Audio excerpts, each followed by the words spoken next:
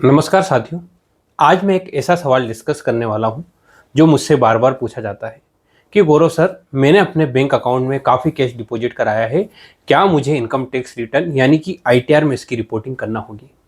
अगर आपके भी मन में इस तरह का सवाल आया है तो ये जो अगले 2-3 मिनट है आपके लिए काफ़ी इंपॉर्टेंट हो सकते हैं।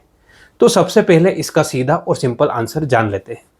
वर्तमान में आईटीआर के जो फॉर्म्स हैं उसमें ऐसा कोई सेपरेट कॉलम नहीं है जहां पर आपको पूरे फाइनेंशियल ईयर में बैंक अकाउंट में जमा किए गए टोटल कैश डिपॉजिट की रिपोर्टिंग करनी पड़े। यानी सिर्फ इसलिए कि आपने बैंक में कैश जमा कराया है, आपको आईटीआर में अलग से कोई भी डिस्क्लोजर नहीं देना होता है। लेकिन यहाँ पर एक बहुत इंपॉर्टेंट पॉइंट को समझना जरूरी है। कई बार लोग ऐसा सोचते हैं कि जब आईटीआर में रिपोर्ट ही नहीं करना है तो इनकम टैक्स डिपार्टमेंट को इसकी जानकारी भी नहीं होगी। लेकिन ऐसा सोचना भी सही नहीं है। बैंक्स और फाइनेंशियल इंस्टीट्यूशन जो होता है वो कुछ बड़े ट्रांजैक्शन की जो इन्फॉर्मेशन है वो निर्धारित नियमों के अनुसार इनकम टैक्स डिपार्टमेंट को समय समय पर रिपोर्ट करते रहते हैं। इसलिए अगर आपके अकाउंट में बड़ी या फिर कोई अनयूजुअल कैश डिपॉजिट होती है तो उसकी जानकारी विभाग तक पहुंच सकती है।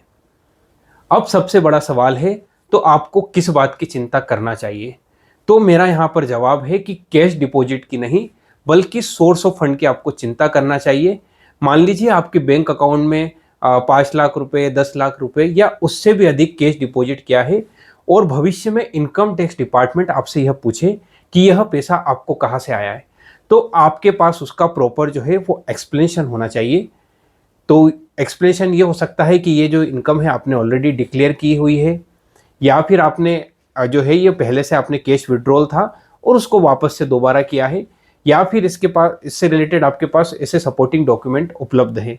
तो अगर आपके पास जो है सारे डॉक्यूमेंट्स अवेलेबल है तो इस तरह से कभी भी इस ऐसे केसेस में कोई भी घबराने की जरूरत नहीं है।